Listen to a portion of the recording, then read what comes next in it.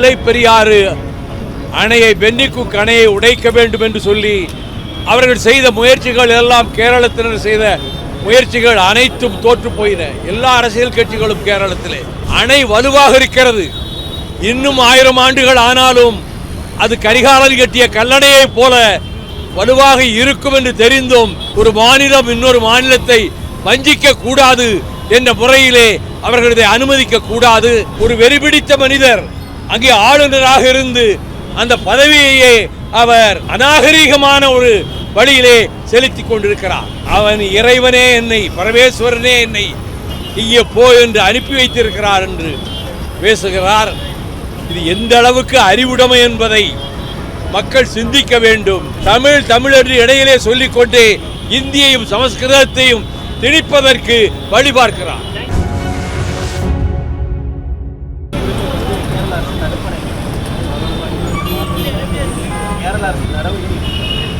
இது அநியாயமானது, அக்கிரமமானது. முல்லை பெரியாறு அணையை பென்னிக்குக் அணையை உடைக்க வேண்டும் என்று சொல்லி அவர்கள் செய்த முயற்சிகள் எல்லாம், கேரளத்தினர் செய்த முயற்சிகள் அனைத்தும் தோற்று போயின. எல்லா அரசியல் கட்சிகளும் கேரளத்திலே அவர்கள் அங்கே முல்லை பெரியாறு அணை கட்ட வேண்டும் என்கிற போது உச்சநீதிமன்றத்துக்கு வழக்கு சென்றது. உச்சநீதிமன்றம் 2 உச்சநீதிமன்ற நீதிபதிகளை கொண்ட குழு அமைத்தது. அணை வலுவாக இருக்கிறது. இன்னும் 1000 ஆண்டுகள் ஆனாலும் அது கரிகாலன் கட்டிய கல்லணையை போல வலுவாக இருக்கும் என்று தெரிந்தும் இடுக்கி அணைக்கு தண்ணீர் கொண்டு போவதற்காகவே இந்த அக்கிரமத்தை செய்கிறார்கள்.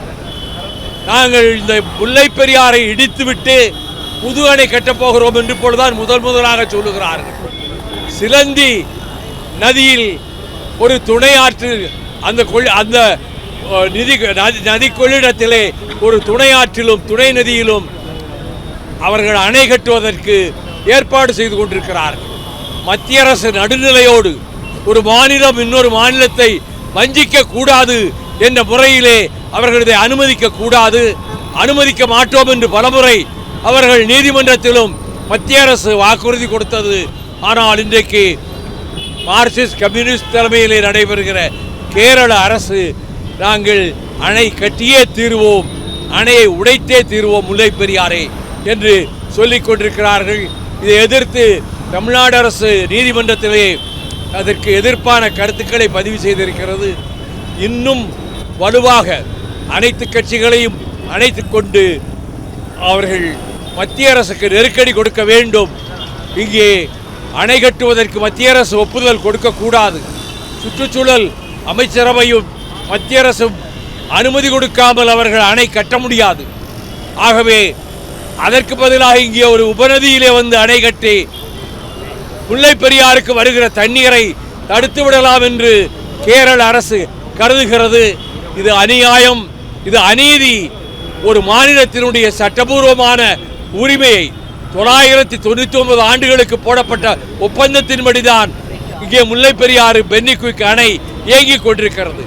ஆனால் அதை எப்படியாவது இடித்து விட வேண்டும், தங்களுக்கென்று ஒரு அணை கட்டி இடுக்கிக்கு கொண்டு போய் விட வேண்டும் என்று பிடிவாதமாக இருக்கிறார்கள். தமிழக அரசும் இம்மியும் அதற்கு இடம் தராமல், இடம் கொடுக்காமல் நீதிமன்றத்திலே போராடி கொண்டிருக்கிறது. மத்திய அரசு இதிலே ஓரவஞ்சகம் செய்யக்கூடாது என்று நான் தெரிவித்துக் கொள்கிறேன்.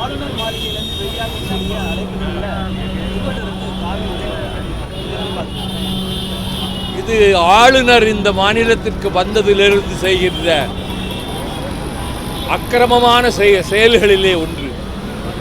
திருவள்ளுவர் ஜாதி மதங்களுக்கு அப்பாற்பட்டவர். அவருடைய திருக்குறளிலே எந்த ஊரின் பெயரும் கூட இருக்காது, எந்த மன்னன் பெயரும் இருக்காது, எந்த மதத்தின் பெயரும் இருக்காது. ஆனால் அவர்கள் காவி வண்ணத்திலே சில இடங்களிலே உடைகளை போர்த்தினார்கள்.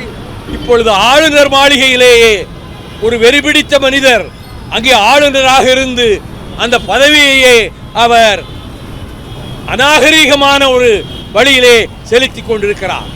அவர்கள் வள்ளுவர் படத்துக்கு காவி உடை அணிவித்தாலும், எங்கே காவி உடை அணிவித்தாலும் அதையெல்லாம் தாண்டி உலகம் போற்றுகின்ற, உலகம் பின்பற்ற வேண்டிய கவிஞர்தான் திருவள்ளுவர் என்பதை நான் கூறுகிறேன். இந்த முயற்சிக்கு கவர்னரை கடுமையாக கண்டிக்கிறேன்.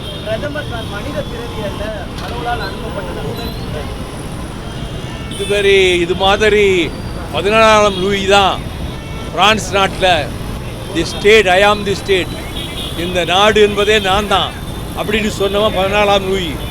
அதற்கு பிறகு இவர், நான் நேரடியாக கடவுளிடமிருந்து வரம் பெற்று வந்தவன், நான் சாதாரணமாக பிறக்கவில்லை, அவன் இறைவனே என்னை, பரமேஸ்வரனே என்னை இங்கே போ என்று அனுப்பி வைத்திருக்கிறார் என்று பேசுகிறார். இது எந்த அளவுக்கு அறிவுடைமை என்பதை மக்கள் சிந்திக்க வேண்டும். இங்கே இப்படிப்பட்ட ஒரு ஆளுநர் இருந்து கொண்டு அந்த பதவியையே அசிங்கப்படுத்தி கொண்டிருக்கிறார், பொய் பேசுகிறார். தமிழ் என்று இடையிலே சொல்லிக்கொண்டு இந்தியையும் சமஸ்கிருதத்தையும் திணிப்பதற்கு வழிபார்க்கிறார். இதுபோன்ற செய்திகளை மேலும் தெரிந்து கொள்ள எங்களது யூடியூப், ஃபேஸ்புக் மற்றும் ட்விட்டர் ஆப்களை சப்ஸ்கிரைப் செய்யவும்.